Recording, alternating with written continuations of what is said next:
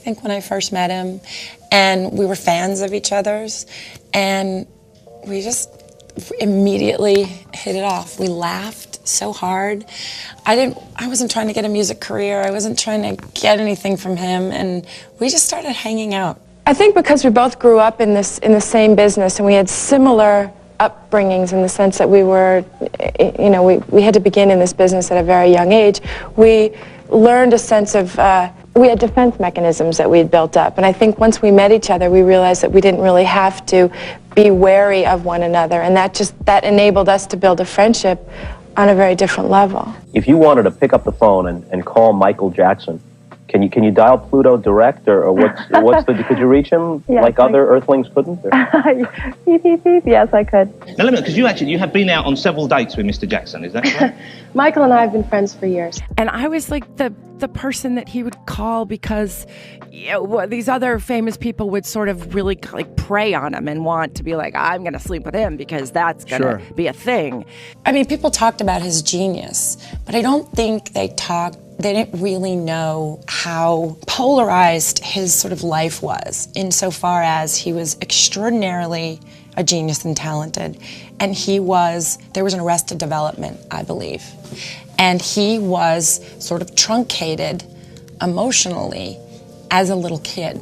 And he was a child? He was childlike, but in many ways. And we were kids together. I think that there was an Arrested Development to a certain extent with him in that way, but we acted like little kids together. And I don't think either one of us in our lives really had the environment to do that safely. I mean, he's a very soft sort of voice, and he says, "Oh, Brooke, he's always so happy to talk to you, and he wants to know what you're doing." But he's very actually there is no but. There's just a very genuine innocence that he has, that he has protected and sheltered himself from so much that's been maintained. He has an innocence about him that just enables him to revel in flowers and children and animals. And he's just, I mean, he talks about his work a little bit, but he really just talks about things that make him happy. I mean, we have long discussions just about everything. So he's quite a regular person, then? He really is, and he's, well, regular in the sense that, not regular in the sense that he's not jaded. Yeah. And I find that many people in this business have a tendency, it's easy to become jaded. I mean, I remember saying this to him. He couldn't believe I was going to go to schools. He couldn't believe I was going to go to regular schools, that I was going to go away to college by myself, that I was going to then, when I told him I was getting married, he just didn't get it. He was like, you can't do that.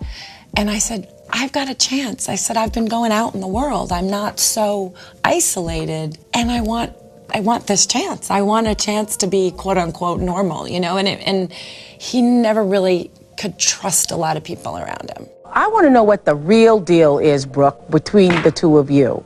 Was there romance going on? Were you all kind of romantically involved? Was there like ever an exchange of, you know, rings or anything, or? Well, actually, I think right now, let me say that I believe that we're closer now than we ever were. I think we love each other more now than we even knew we did when we were younger. Really? We used to, well, because we had fun when we were younger. I mean, it was, okay, and we were sort of a source of relief. This is a question. Did you have a crush on him, or did he have a crush on you? I think we both had a crush, and still do have a crush on each other. I mean, I think part of having a crush on someone is admiring them. Mm-hmm. Almost, I mean, we have a lot of fun together, and I mean, it's almost unfortunate because we know each other so well. But, I mean, he amazes me every time I sit down and talk to him about something real important. Does he feel more like a brother to you, though, than, say, a boyfriend, though? It's hard to say. I mean, I find it's a love on a different level. I mean, I feel closer to him than some of the boyfriends that I've had. He gave me the most incredibly beautiful ring that you can ever imagine. And of course, then people built that out of proportion, and they said we were engaged, and it wasn't about that. It was a friendship ring. When you're in his presence, and I don't mean this tongue-in-cheek at all, is there something eerie about him? No, it's not eerie in the sense of scary or weird. He's so creative. I mean, he borders on genius. And I think that when you have that much talent and you are at the same time that sensitive a person, your conversation is going to be different with him. And I think that that's where one might interpret it as eerie. It's not though. And all it takes is a joke or laughing or talking to him or, saying, look, I'm here too and you're here. Do the unfortunate, nasty comments and criticisms about him, do they upset you? Make you angry? They upset me constantly. I'm constantly upset by what people say. I mean, first of all, so many people really don't know him and they don't give him a chance and they're so ready to criticize. And I think what happens is when you see genius and when you see a talent that is just unstoppable and untouchable, the first reaction people have is to criticize it because it scares them, it threatens them, and in order to augment their own self-worth, they feel that they have to belittle him. And he's a sensitive human being who, all of the negativity really, it does affect him and it hurts him. How do you recognise him between dates? How do you know it's him coming up? Because he does look very different now, doesn't he? He does look different. We don't ever discuss any of that, actually. We talk a lot on the phone, so it's usually his voice that gives him away. But do you find yourself biting your lips saying, the man has a completely different nose? And then you go, what a terrific weather we've been having, Michael. How do you avoid the issue? It's not something that you just really want to ever talk about or dwell on. But we actually, for the wedding, we were, I mean, it was really interesting because I was there from the entire so we're back to the wedding now, Brooke, I see, yeah. Light segue. Yeah. Yeah, the wedding. How big is Michael Jackson's willy? I think you should ask Michael Jackson. That's one thing we'll never find out. He just always wanted to be the absolute best, most superior performer that ever lived.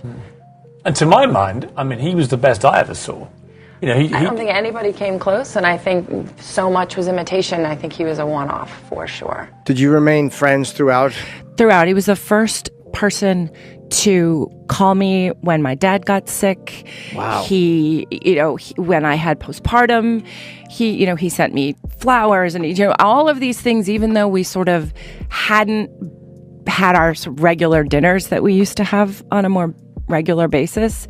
But he was consistent to the end. And when it came time to his memorial, I had been really out of the public eye with him for a decade at least.